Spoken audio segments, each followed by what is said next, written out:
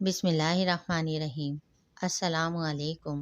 آپ سب کو میرے چینل اسلامک حدیث میں خوش آمدید۔ گناہوں سے بچنے اور رزق میں برکت کے لیے جو شخص چاہتا ہے کہ اس کا دل گناہوں سے صاف ہو جائے اور دوبارہ گناہوں کے پاس نہ جائے تو اسے چاہیے کہ فجر کی نماز کے بعد روزانہ 60 مرتبہ درود تاج کا ورد کرے اور نماز عصر اور عشاء کے بعد 3 مرتبہ اس درود پاک کو پڑھنے کا اہتمام کرے۔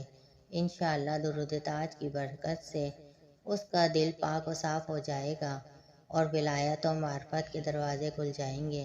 اور دوسرا فائدہ دنیا کا ہے، وہ یہ کہ رزق کے بہت سے دروازے کھل جائیں گے۔ اللہ پاک آپ کے کام میں اور رزق میں برکت عطا فرمائے گا۔ اگر آپ کو ہماری ویڈیو پسند آئی ہے تو چینل کو لائک اینڈ سبسکرائب کر دیں اور نوٹیفیکیشن بیل کو آن کر دیں تاکہ آنے والی ویڈیوز آپ کو ملتی رہیں۔